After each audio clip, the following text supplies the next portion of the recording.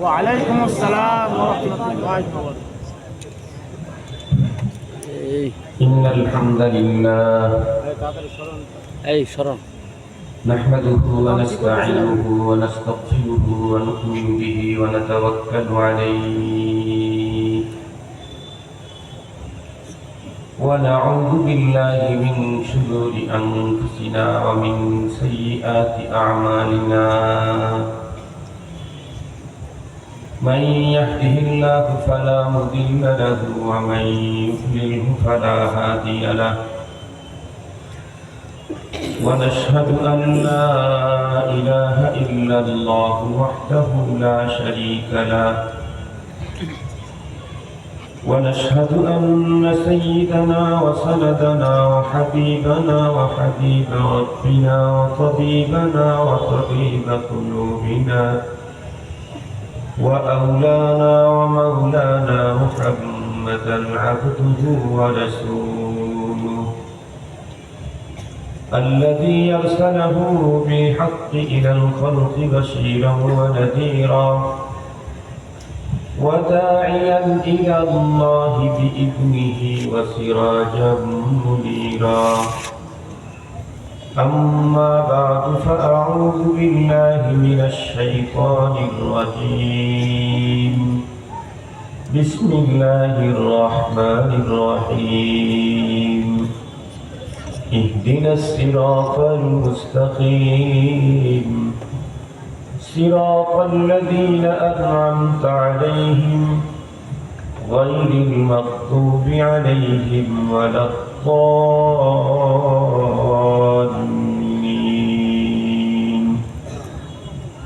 صدق الله العظيم وصدق رسوله النبي الأمي الكريم ونحن على ذلك لمن الشاهدين والشاكرين والذاكرين والحمد لله رب العالمين اللهم صل على سيدنا مولانا محمد وعلى آله وأصحابه وبارك وسلم اللهم صل على محمد النبي الأمي وعلى آله وسلم تسليما يا رب صل وسلم دائما أبدا على حبيبك خير الخلق كلهم الحمد لله आज 28 অক্টোবর 2025 ইংরেজি মঙ্গলবার ঠাকুরগাঁও ইমাম ও ওলামা পরিষদের ইন্তেজামে আয়োজিত ইসলামী মহাসম্মেলনের সদরে ইজলাস সম্মানিত সভাপতি মুআজ্জাজ হযরত বুজুর্গ উলামায়ে কেরাম বিভিন্ন দ্বীনি মাদারিস থেকে আগত আজিজ তালাবা বিভিন্ন অঞ্চল থেকে সমাগত সম্মানিত সুধী সর্বপ্রথম মহান আল্লাহ পাকের দরবারে আলিশানে লাখো কোটি শুকর যে রব্বে করিম বড় দয়া করে আমাদের হায়াতকে দীর্ঘায়িত করে আজকের এই মুহূর্ত পর্যন্ত সুস্থ সবল দেখে দুনিয়ার নানা ব্যস্ততাকে পিছনে ফেলে রেখে দ্বীনের নিসবতে কোরআন পাকের মহব্বতে জান্নাতি আয়োজনে আহলুল্লাহদের মজলিসে আমাদেরকে শিক্ষার তৌফিক দিয়েছেন সে মহান মহিনের দরবারে আমরা প্রত্যেকেই শুকরগুজার হচ্ছি জবান খুলে ভক্তি সহকারে মহব্বত নিয়ে দিল থেকে আবেগের সাথে উচ্চ কণ্ঠে সকলেই বলে নেই আলহামদুলিল্লাহ। মানুষের উপস্থিতির সংখ্যা অনুপাতে আলহামদুলিল্লাহ আওয়াজটা অবশ্যই একটু হালকা হয়েছে। মানে আমি বয়ানের ময়দানে 28 বছর প্রায় সঙ্গত কারণে শ্রোতাদের চেহারা বসার সিস্টেম আলহামদুলিল্লাহ সুবহানাল্লাহর আওয়াজ দিলে আমি বুঝি তারা কতক্ষণ কোথায় অবস্থান করবে। তার মানে এই ময়দানে আমি মানে কি বলবো বর্তমান মেডিকেল সায়েন্সের সবচেয়ে বড় ডিগ্রি হলো এফআরসিএস।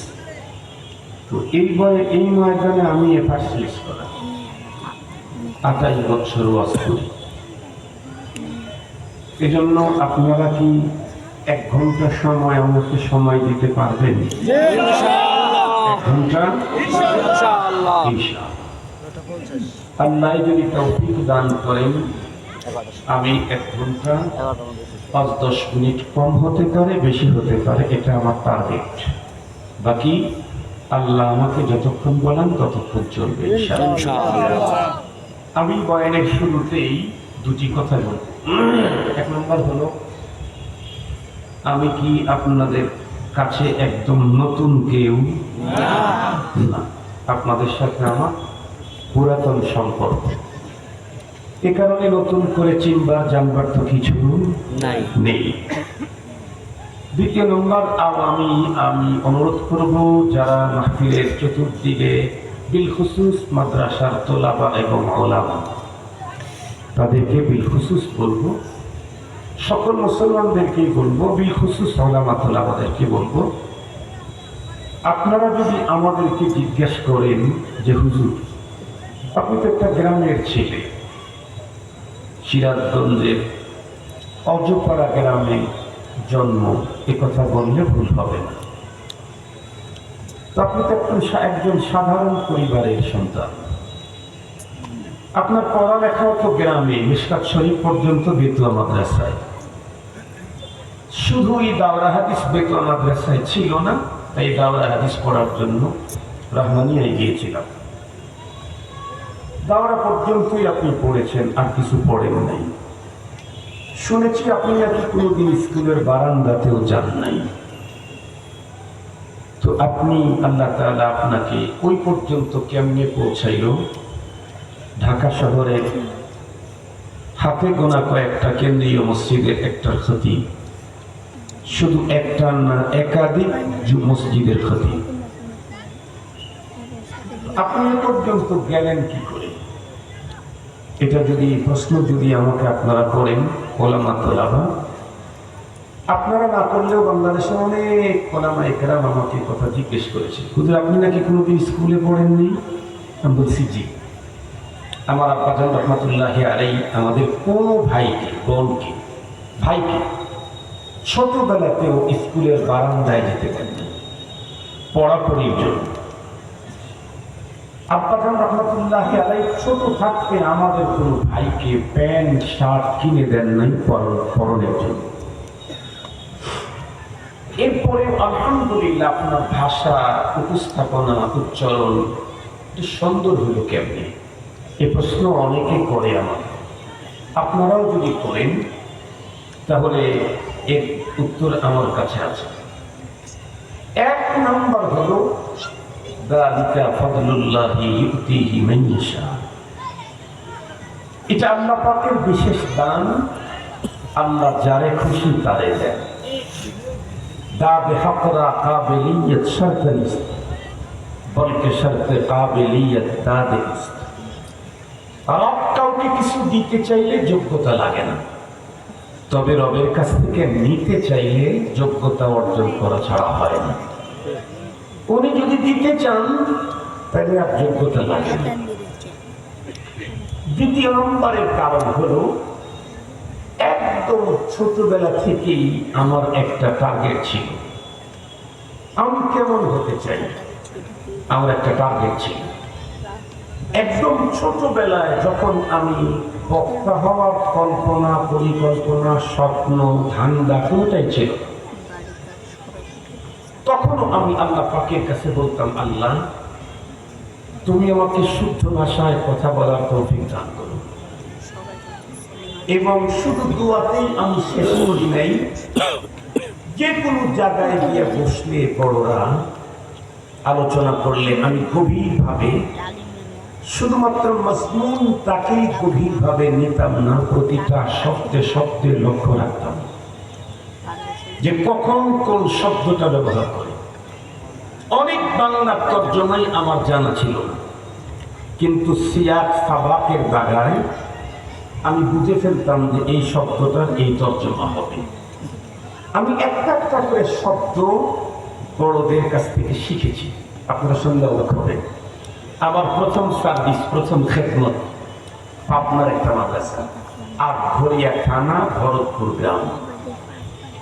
ওই মাদ্রাসাতে একজন বাংলাদেশের একটা কলেজ আছে যেটা শাখা নাই, একটাই, সেটা হলো একওয়ার্ড। এটা আছে পাবনা, ব্রিটিশ প্রতিষ্ঠা করে গেছে।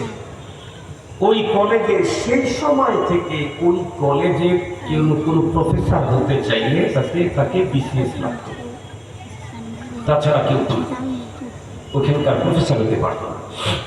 ওই কলেজের একজন পড়ুয়া, একজন টিচার ওই মাদ্রাসাতে আমাদের সাথে নিয়োগ হয়েছে। উনি ইংরেজিতে খুব এক্সপার্ট।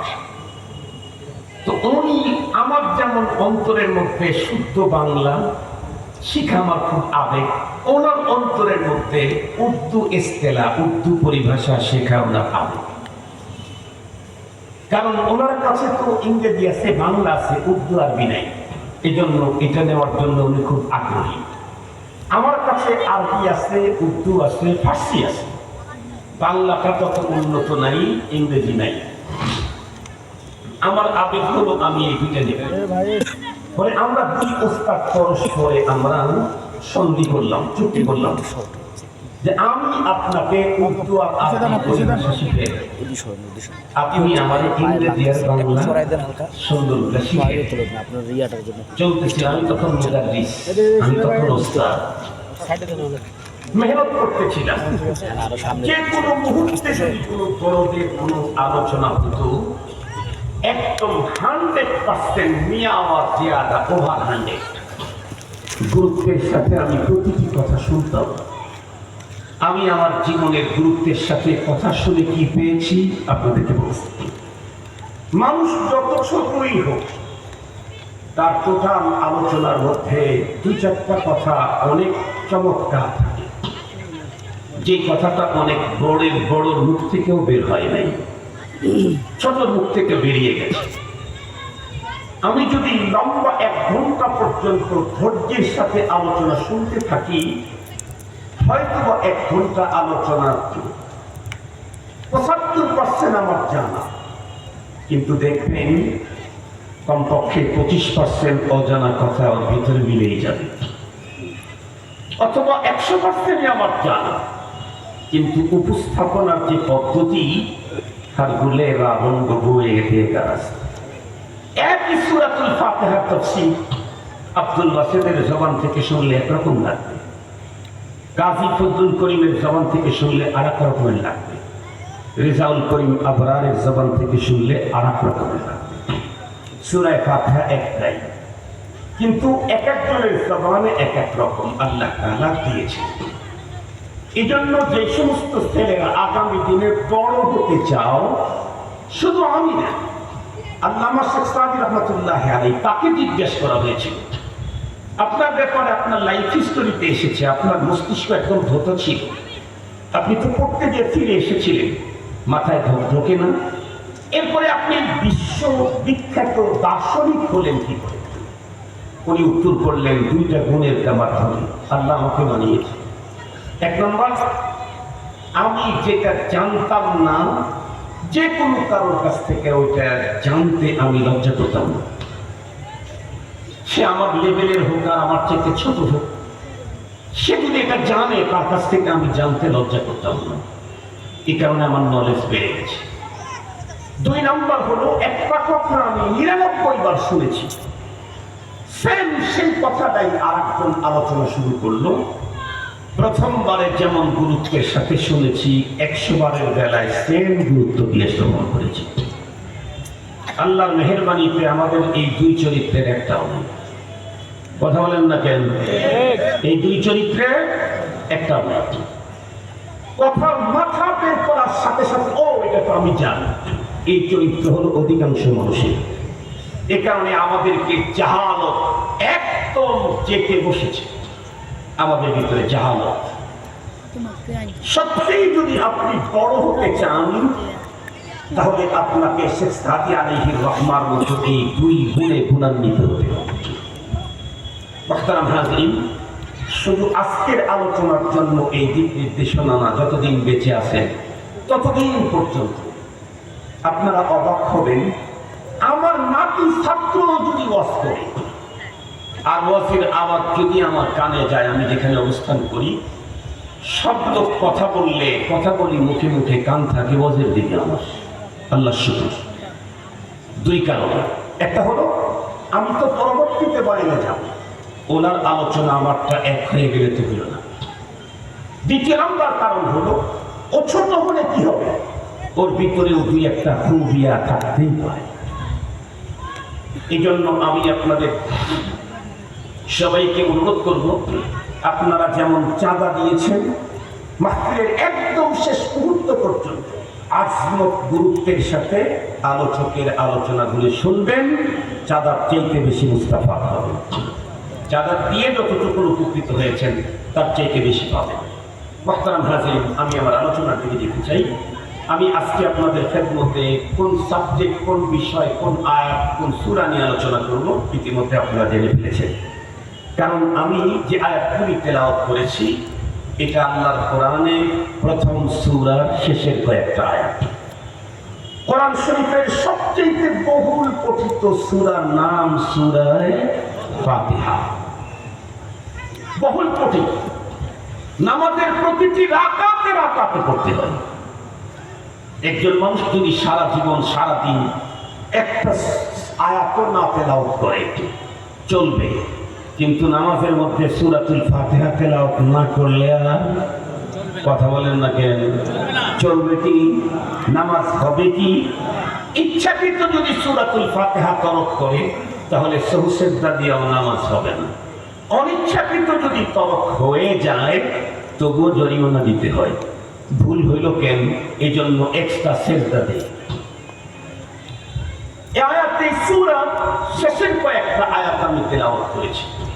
ইহদিনাস সিরাতাল মুস্তাকিম। আমরা প্রত্যেকেই জানি মূলত এটা হলো একটা দোয়া, এটা একটা আবেদন, এটা একটা দরখাস্ত। এই আবেদন আমাদেরকে দেওয়া শিখাইলেন কে? আল্লাহ। আওয়াজ করতে হবে, একটু বলেন কে? আল্লাহ। আমার জিজ্ঞাসা হলো, আল্লাহ পাক কি শুধুই কোরআনে ইহদিনাস সিরাতাল মুস্তাকিমের দোয়াটাই শিখাইছেন না আরো দোয়া শিখিয়েছেন? আরো দোয়া শিখিয়েছেন। যেমন আল্লাহ কোরআনে আল্লাহ পাক আমাদেরকে শিখাইছেন, তোমরা দোয়া করবা, রব্বানা আতিনা ফিদ দুনিয়া হাসানাতাও ওয়া ফিল আখিরাতি হাসানাতাও ওয়া কিনা আযাবান নার। এই দোয়া আল্লাহ শিখাইছেন। আরো কি শিখাইছেন? তোমরা আমার কাছে এভাবে দোয়া করবা, ربنا ظلمنا أنفسنا وإن لم تغفر لنا وترحمنا لنكونن من الخاسرين. الله القرآن عرضه ربنا لا تزغ قلوبنا بعد إذ هديتنا وهب لنا من لدنك رحمة إنك أنت الوهاب. أرضى وقل رب ارحمهما كما ربياني صغيرا. أرضى الله شكيسين وقل رب زدني علما. শুধু আমরাই দোয়া শিখাইছেন এমন কিনা, রাসূলুল্লাহ দোয়া শিখাইছেন, আল্লাহ পাকের রাসূল দোয়া শিখিয়েছেন, নবী দোয়া করতেন, ইয়া মুকাল্লিবাল কুলুব সাব্বিত কুলুবানা আলা দীনিক ইয়া মুসাররিফাল কুলুব সাররিফ কুলুবানা আলা তাআতিক। নবীজি আরো দোয়া শিখিয়েছেন, আল্লাহুম্মা আহইনি মিসকিনা ওয়া আমিতনি মিসকিনা ওয়াহশুরনি মা'a যুমরাতিল মাসাকিন। আল্লাহর হাবিব আরো দোয়া শিখিয়েছেন, আল্লাহুম্মা ইন্নী আসআলুকা হুব্বাক ওয়া হুব্বা মান ইউহিব্বুক ওয়াল আমালাল্লাযী ইউবাল্লিগুনি ইলা হুব্বিক। কত দোয়া আছে নবীজি শিখাইছেন, কিন্তু মজার কথা হলো রব কত দোয়া শিখালেন কোন একটা দোয়াকে আল্লাহ তাআলা নামাজের প্রতিটা রাকাতে রাকাতে ওয়াজিব করলেন না। একটা দোয়া এমন যে দোয়াটাকে আল্লাহ নামাজের প্রতিটি রাকাতে রাকাতে ওয়াজিব করলেন, সে দোয়াটাই হলো ইহদিনাস সিরাতাল মুস্তাকিম। জিজ্ঞাসা হলো রবের শিখানো কত দোয়া, রব কোন দোয়াকে রাকাতে রাকাতে ওয়াজিব করলেন না, এটা ওয়াজিব করলেন কেন? মুহতারাম হাজিরিন, খুব ভালো করে বুঝতে হবে কথাগুলি। এই দোয়াটাকে রাকাতে রাকাতে ওয়াজিব করেছেন এই কারণে, রব পৃথিবীর মানুষকে যেই লক্ষ্যে তৈরি করেছেন সেই লক্ষ্য পূরণ করতে চাইলে তার জন্য এই দোয়ার বিকল্প নাই। আল্লাহ পাক মানুষকে তৈরি করেছেন কেন? কোরআন হাকিম আল্লাহ তাআলা স্পষ্ট বলেছেন, তারা এই পৃথিবীতে আল্লাহ পাকের খেলাফত প্রতিষ্ঠা করবে। এক কথা আরো সহজে বলি, আল্লাহ পাকের ইবাদত করবে। তাদের গন্তব্য কোথায়? জান্নাত। এ কারণে আল্লাহ পাক রব্বুল আলামিন আদম পয়গম্বরকে তৈরি করে প্রথমেই জান্নাতে থাকতে দিয়েছেন। শুধু ওনাকে থাকতে দেন নাই, ওনার জোড়াটাকে তৈরি করে দীর্ঘদিন জান্নাতে থাকতে দিয়েছেন। শুধু কিছু টাইম থাকতে দেন নাই, দুই একটা বাচ্চাও জান্নাতের ভিতরে হয়েছে। তাফসীরের কিতাবে আসছে বাচ্চাও দুই একটা জান্নাতের ভিতরে হয়ে গেছে। এত লম্বা টাইম আল্লাহ তাআলা জান্নাতে থাকতে দিয়েছিলেন। তো আমরা প্রত্যেকেই জান্নাতি বাবার সন্তান। সুবহানাল্লাহ বলেন না কেন? আদম আলাইহিস সালাম আপনাদের কি হয়? একটু জোরে বলেন না, কি হন? আব্বা। আব্বা আদম আলাইহিস সালাম জান্নাতি, তৈরি করার পরে প্রথমেই জান্নাতে রাখছেন। আমরা জান্নাতি বাবার সন্তান, জান্নাতি মার সন্তান। হাওয়া আলাইহিস সালামকে তো তৈরি করা হয়েছে জান্নাতে। সুবহানাল্লাহ বলবেন না? আদম আলাইহিস সালামকে তৈরি করেছেন জান্নাতের বাইরে মাটি দিয়ে, কিন্তু হাওয়া আলাইহিস সালামকে তৈরি করা হয়েছে কোথায়? জান্নাতের ভিতরে। আব্বা জান আদম আলাইহিস সালামের বুকের বাম পাশের উপরের পাতা হাড্ডি আল্লাহ পাক তৈরি করেছেন। আমরা জান্নাতি পিতা মাতার সন্তান।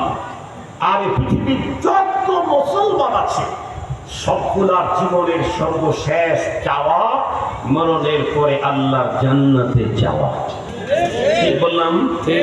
একজন মানুষ তার যৌবনকালে গাড়ি চায়, বাড়ি চায়, চেয়ার চায়, পাওয়ার চায়, আরো কত কিছু চায়, কিন্তু যখন বুঝে যে আর থাকার সময় নাই, তখন যারে দেখে তারাই বলে, বাবা দোয়া করো আল্লাহ যেন ঈমানের সাথে মরণ দেয়। এতদিন পর্যন্ত চেয়ার চাইছে, এতদিন পর্যন্ত পাওয়ার চাইছে, আর চেয়ার আর পাওয়ারের জন্য রাত দিনের ভোট রাত্রেও করছে। কথা বলেন না? কিন্তু এই লোকটাই যখন বুঝে যে আমার থাকার টাইম নাই, তখন কি বলে, বাবা দোয়া করেন, হুজুর দোয়া করেন, আর বন্ধু দোয়া করো, দোস্ত দোয়া করো, কি আল্লাহ যেন আমাকে ঈমানের অবস্থায় মরণ দেয়। কেন? ঈমানের অবস্থায় মৃত্যুবরণ করতে পারলে সুজা কোথায়? এই পৃথিবীর প্রতিটি মানুষ যে মুমিন মুসলমান সে জান্নাতি হতে চায়, কিন্তু জান্নাতে যদি কেউ যেতে চায়, জান্নাতে যাওয়ার রাস্তা মানিয়ে ফরমান শুধুমাত্র একটা, দ্বিতীয় আর কোনো রাস্তা নাই। আপনাদের জেলা শহর থেকে আপনাদের কোনো এক থানায় যাইতে হয়তো দেখবেন 4-5টা রোড আছে, জেলা শহর থেকে একটা থানায় যাওয়ার জন্য। কিন্তু তাম পৃথিবীর মানুষ আদম পয়গম্বরের যুগ থেকে কিয়ামত পর্যন্ত যা জান্নাতে যেতে যাবে তাদের জন্য 2টা রোড নাই। রোড কয়টা? কথা বলেন না কেন? কয়টা? একটা। একটা থানা থেকে জেলায় ঢোকার 10টা রোড আছে, কিন্তু তাম পৃথিবীর সমস্ত মানুষ আদম পয়গম্বর থেকে কিয়ামত পর্যন্ত যারা দুনিয়াতে আসবে, এদের জান্নাতে যাওয়ার রাস্তা হলো একটা, একমাত্র এই রাস্তায় জান্নাত তার মাথায়। ও ডান দিকে বাম দিকে হাজার হাজার রোড আছে, কিন্তু ওই সমস্ত রোডে ঢুকলে কেউ কোনোদিন জান্নাত পাবে না। একটা মাত্র পথ জান্নাতে যাওয়ার, সে পথের নাম সিরাতে মুস্তাকিম। কথা বলেন, সেই পথের নাম কি? সিরাতে মুস্তাকিম। একটাই মাত্র পথ। সঙ্গত কারণে হাজার হাজার পথ ডান দিকে বাম দিকে থাকতে স্টেট পথে চলতে পারাটা অত সহজ, কথা বলেন না কেন, অত সহজ না। এ পথে কেবলই চলতে পারবে, গন্তব্যে বুঝতে পারবে কে? আল্লাহ যাকে তৌফিক দিবে সে। দেহবল, বাহুবল, জ্ঞান, গরিমা, বিচক্ষণতা, এরপরে কি বলে শিক্ষাগত যোগ্যতা, ফ্যামিলি স্ট্যাটাস, এগুলি কিছু দিয়েই কখনোই সিরাতে মুস্তাকিমের উপরে চলা যায় না। কেবলমাত্র রব যারে চালান সেই চলতে পারে। মুসলমান ভাইরা আমার খুব ভালো করে বুঝবেন, সিরাতে মুস্তাকিমের উপরে পৃথিবীর কোনো একজন মানুষ তার দেহবল বাহুবল দিয়ে কখনোই চলতে পারে না আল্লাহ পাকের তৌফিক ছাড়া। এই কারণেই তো কোরআনে হাকিমে স্পষ্ট আছে, আলহামদুলিল্লাহিল্লাযী হাদানা লিহাদা ওয়া মা কুন্না লিনাহতাদিয়া লাউলা আন হাদানাল্লাহ। ইসাদত বাজরে বাজুয়ে কানা বখশাদ খোদায়ে বখশিন্দা। এই কারণেই রব্বুল আলামিন বান্দার প্রত্যেকটা নামাজের প্রতি রাকাতে রাকাতে সিরাতে মুস্তাকিমের উপরে চলার তৌফিক আল্লাহ পাকের কাছে বন্ধুরা আমার আবেদনটা ওয়াজিব করে দিয়েছেন। কারণ তুমি যেখানেই থাকো, যেভাবেই থাকো, জান্নাতে যেতে চাইতে সিরাতে মুস্তাকিম থেকে ইচ্যুত হলে কখনো জান্নাতে ঢুকতে পারবা না। সিরাতে মুস্তাকিমের উপরে চলতে চাইলে তুমি তোমার দেহবল বাহুবল জ্ঞান গরিমা বুদ্ধি বিচক্ষণতা দিয়া কখনো হয় না।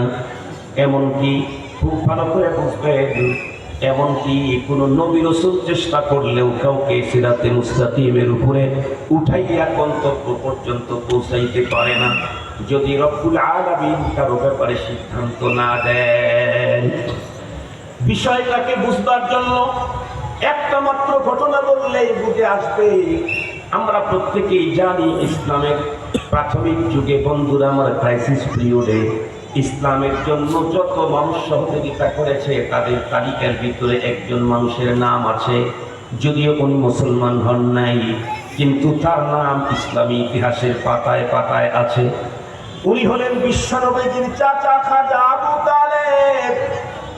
ইতিহাস খুলে দেখেন, ইসলামী ইতিহাস বই পড়বেন, সেখানেও খাজা আবু তালেবের নাম। সিরাতুল মুস্তাফা নামক বন্ধুরা আমার পয়গম্বরের জীবন চরিত্র বই পড়বেন, সেখানেও খাজা আবু তালেবের নাম। ইসলামের শুরু যুগে চূড়ান্ত ক্রাইসিস পিরিয়ডে যারা ইসলামের জন্য নিবেদিত প্রাণ ছিল তাদের ভিতরে অন্যতম একজন খাজা আবু তালেব। এমনটাই ইসলামের জন্য নিবেদিত প্রাণ ছিল। একটা মাত্র তার জীবনের ঘটনা বললেই আপনাদের বুঝে আসবে। পয়গম্বর যখন মক্কাতুল মুকাররমার ভিতরে দাওয়াতের কাজ চালাইতেছিলেন, মক্কার সমস্ত গোত্র এবং ধর্মের লোকেরা মহাজোট কায়েম করল। কারণ পয়গম্বরের দাওয়াত প্রত্যেকের বন্ধুরা আমার শরীরে গায়ে লেগে গেল। একটা পর্যায়ে পয়গম্বরের চাচার কাছে এসে বলল, ওগো আমাদের বড় নেতা, আমরা আপনাকে শ্রদ্ধা করি, ভালোবাসি, কিন্তু আপনার ভাতিজাকে যদি আপনি না থামান তাহলে আমরা আপনার উপরে শ্রদ্ধা নিবেদন করতে পারবো না। আপনার ভাতিজা যদি নির্ধারিত কোনো গোত্রের বিরুদ্ধে কথা বলতো সেটা মেনে নেওয়া যেত, সকল ধর্ম আর গোত্রের বিরুদ্ধে তার অবস্থান, তাকে আপনি থামান। খাজা আবু তালেব উত্তর করলো, ঠিক আছে, আমি একটু ভাতিজার সাথে কথা বলি, কি করা যায়। তা বললো, আমরা কিন্তু প্রতিনিধিত্ব করতে এখানে এসেছি, এই কয়জন না, সবার সম্মিলিত কথা লাস্ট ওয়ার্নিং আপনাকে দিতে এসেছে। খাজা আবু তালেব বললেন, ঠিক আছে, আমি একটু ভাতিজার সাথে কথা বলি না। একটা পর্যায়ে খাজা আবু তালেব পয়গম্বরের কাছে গিয়ে বললেন, ভাতিজা, তুমি যে কাজটা শুরু করছো একেবারে সবার বিপক্ষে চলে যাচ্ছে। সবাই সম্মিলিত জোট করে আমাকে রেড সিগন্যাল দিয়েছে। তারা বলতেছে তোমার এই কাজটা বন্ধ করতে হবে। আমিও বলছি, বাবা, এটা ঝামেলা জড়ানো দরকার নেই, বন্ধ করো। বিশ্বনবী সাল্লাল্লাহু আলাইহি সাল্লাম মুস্কি হাসিতে বললেন, ও চাচা, এই কাজ আমি বন্ধ করবো কেমনে? বয়স্তু লিহাদাল আমর, আমি তো পৃথিবীতে প্রেরিতই হয়েছি এই মিশন নিয়ে। সুবহানাল্লাহ, আলহামদুলিল্লাহ। কি ঠাকুর গায়ে আছে? কোথায়? প্যাকেটগুলো বাসায় রেখে আসছেন। সুবহানাল্লাহর প্যাকেট বাসায় রেখে আসছেন। তড়িঘড়ি করে ওযু করে জামা করে আসছেন, সুবহানাল্লাহর প্যাকেটটা নিয়ে আসার কথা মনে নাই না? আছে? আছে? কবে বলবেন? কালকে? আজকে একটু মাঝে মাঝে বললেন। পয়গম্বর বললেন, আমি তো এই কাজের জন্যই প্রেরিত। আলহামদুলিল্লাহ। শুধু পয়গম্বর কি বলেছেন? না না, আল্লাহ পাকের ওপেন ঘোষণা। আল্লাহ বলেন, হুয়াল্লাযী আরসালা রাসূলাহু বিল হুদা ওয়া দীনিল হাক্কি লিইয়ুযহিরাহু আলাদ দীনি কুল্লিহি ওয়ালাউ কারিহাল মুশরিকুন। তিনি তো ওই সত্তা যিনি তার রাসূলকে দ্বীনে হক দিয়ে পৃথিবীতে পাঠিয়েছেন। কেন? সকল ভ্রান্ত ধর্মের উপরে দ্বীনে হককে বিজয়ী করবেন। শুধু এতটুকু নয়, আল্লাহ পাক তার রাসূলকে ডাইরেক্ট অর্ডার করলেন, কুল হাদিহি সাবিলি আদউ ইলাল্লাহ, কুল হাদিহি সাবিলি আদউ ইলাল্লাহি আলা বাসীরাতিন আনা ওয়া মান ইত্তাবা'নি। ওগো আমার হাবিব, আপনি ওপেন ঘোষণা করুন, হাদিহি সাবিলি, এটাই আমার কাজ, এটাই আমার মিশন। পৃথিবীর মানুষকে গায়রুল্লাহ থেকে সরাইয়া এক আল্লাহর দিকে আহ্বান করব, এটা আমার কাজ।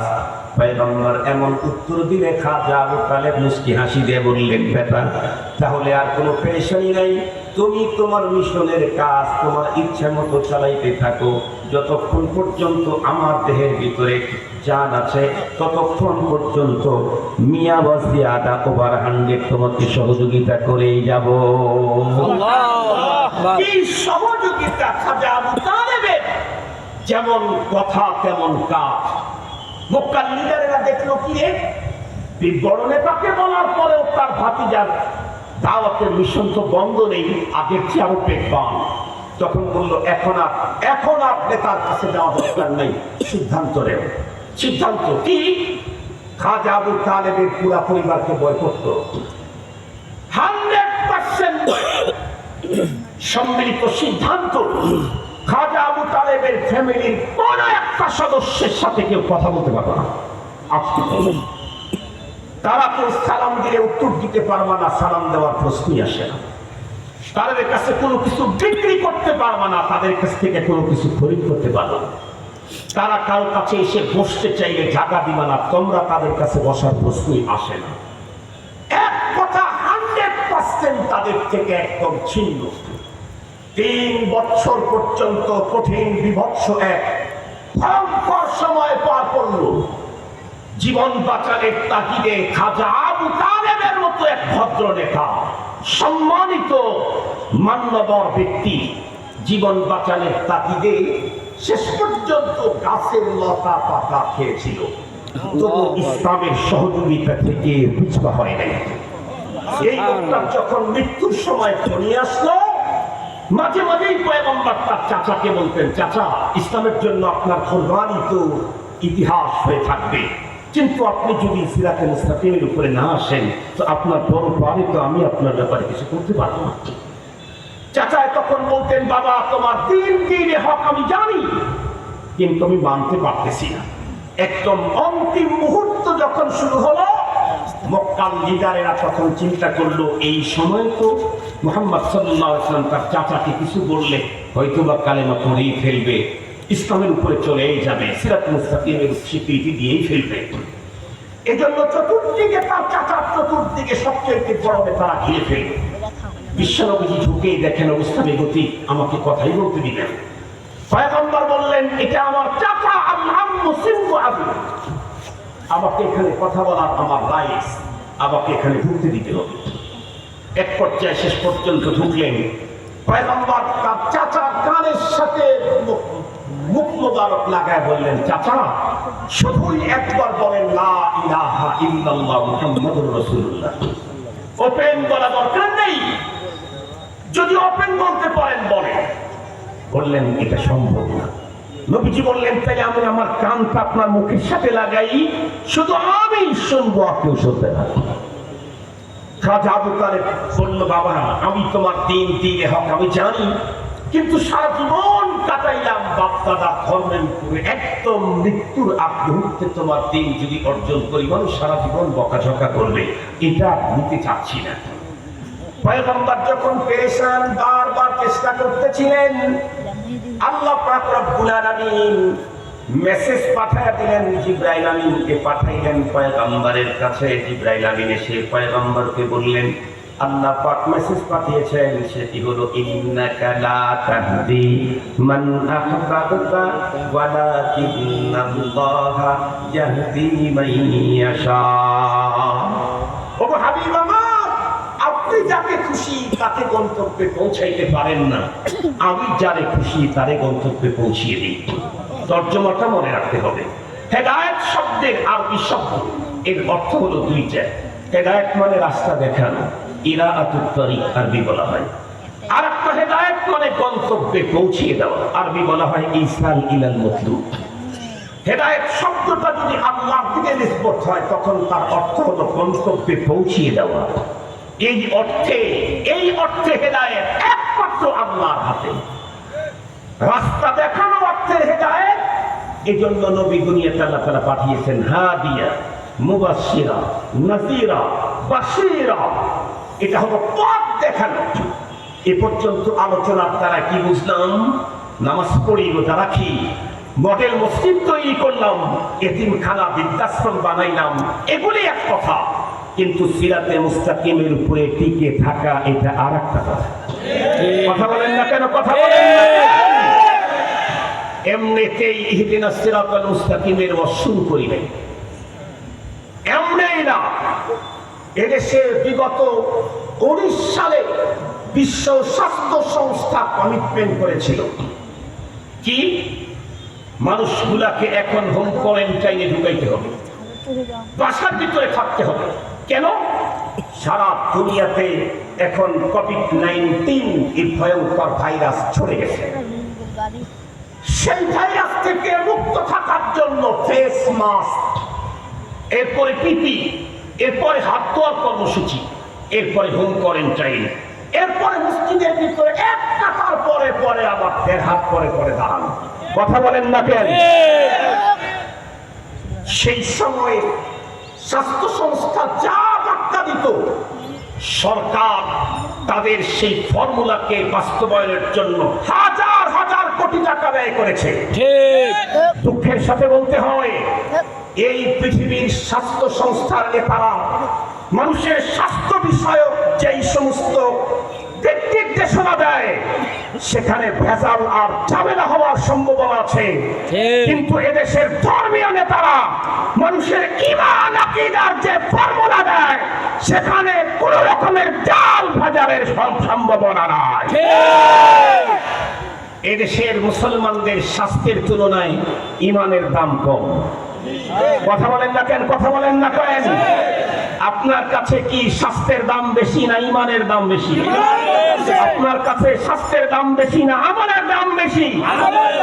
আমার কাছে এই জীবনের মতো লক্ষ কোটি জীবন যদি আমাকে দেয়, তার চাইতে আমার ঈমানের দাম বেশি। আমার কাছে আল্লাহর মেহেরবানি, যালিকা ফাদলুল্লাহি ইউতিহি মান ইয়াশা। আমার কাছে একটা জীবন এখন আছে, এরকম 1 লক্ষ জীবন যদি আল্লাহ আমাকে দেয়, আর অপর দিকে যদি বলে তোমাকে 1 লক্ষ জীবন দেব, তুমি 1 লক্ষ জীবন নিবা না তুমি ঈমান নিবা? আমি বলবো 1 লক্ষ কেন, 1000 মিলিয়ন জীবন আমি নিতে রাজি নাই ঈমানের মোকাবেলায়। এখন আসেন, স্বাস্থ্য সংস্থার লোকেরা যেমন ভাইরাস আক্রান্ত হয়ে মানুষ মারা যাচ্ছে, তখন যেমন দিক নির্দেশনা দিয়েছিল, বাংলাদেশে বর্তমানে এক ভয়ঙ্কর ভাইরাস আক্রমণ করছে। এই ভাইরাসে বাংলাদেশের মানুষের স্বাস্থ্য নষ্ট হচ্ছে না, তবে ঈমানের 12টা বেজে যাচ্ছে। ভালো করে বুঝবেন, ভালো করে বুঝবেন। এদেশের মানুষ মনে করে নামাজ পড়ি, রোজা রাখি, হজ করি, যাকাত দেই, মসজিদ বানাইলাম, মাদ্রাসায় হুজুরদেরকে হাদিয়া দেই, বক্তাকে 1 লাখ টাকা অগ্রিম পাঠাই, তারপরেও আমি আমার জন্য তো জান্নাত আল্লাহ তাআলা পার্সেল করে দিয়ে দিবে। পার্সেল মানে আপনার যাওয়া লাগবে না, জান্নাতই আপনার কাছে আসবে। আমাদের বাংলাদেশের এক বক্তা বললেন যে অমুকের জন্য আল্লাহ তাআলা ঘর বানায় পাঠায় দিয়েছে, জান্নাতের ঘর নাকি দুনিয়াতে আল্লাহ পাঠায় দিয়েছে। এক সময় একটা বক্তব্য তার জন্য, আবার পরক্ষণে আবার ওনার ব্যাপারে সিরিয়াস রকমের কথা ব্যবহার করেছে। সেগুলি ভিন্ন কথা, যখন সময় হয় আলোচ্য বিষয়ের সাথে মিলে তখন আমি খুলে বলে দেব।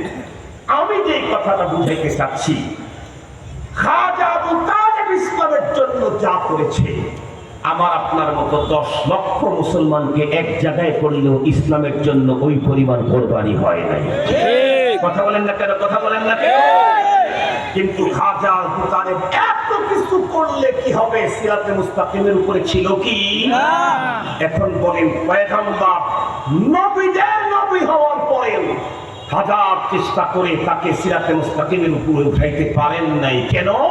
কারণ কাউকে গন্তব্যে পৌঁছানো এটা নবী রাসূলদের কাজ না, এটা কার কাজ? আল্লাহর কাজ। খুব ভালো করে মনে রাখবেন, যতটুকু পর্যন্ত মাইকের আওয়াজ যায়, সত্যি যদি আপনি জান্নাতি হতে চান, আপনার সঙ্গেই আমার আজকের কথা। যে জান্নাতি হতে চায় না তার সঙ্গে আমার আজকের কোনো আলোচনাই নাই। আপনি কোন দল করেন রাজনৈতিক ভাবে, কোন দেশের লোক আপনি, কোন ভাষা কোন রুচির লোক আপনি, কোন রঙের লোক আপনি, এগুলি দেখার কোনো টাইম নাই। আমি শুধু জিজ্ঞাসা করতে চাই, আপনি কি জান্নাতি হতে চান? যদি বলেন কি হুজুর হতে চাই, তাহলে আল্লাহর কোরআনের বাণী ভালো করে শ্রবণ করতে হবে।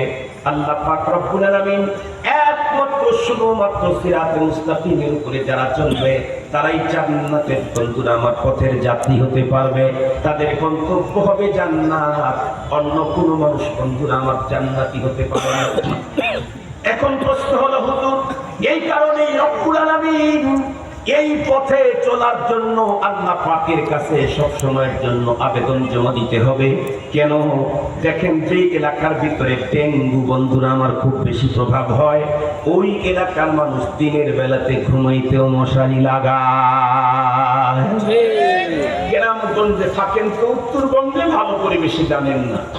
আমাদের একজন বাংলাদেশের একটা সূর্য সন্তান হাফেজ তাকি বিশ্বজয়ী, তিনবার বিশ্বজয়ী হাফেজ তাকি ডেঙ্গুতে আক্রান্ত হয়ে আজকে মারা গেছে। আজকে তার জানাজা হয়ে গেছে বাইতুল মুকাররমে। গতকালকে মারা গেছে। বিশ্বজয়ী তিনবারের বিশ্বজয়ী হাফেজ ডেঙ্গুতে আক্রান্ত হয়ে দুনিয়া থেকে চলে গেছে। আল্লাহ তাআলা হাফেজকে জান্নাতে উঁচু মাকাম দান করুন। যেই অঞ্চলে ডেঙ্গুর আক্রমণ বেশি, সেই অঞ্চলের মানুষ দিনের বেলায় ঘুমাইতেও কি লাগায়? আর একটু জোরে বলেন না, কি লাগায়?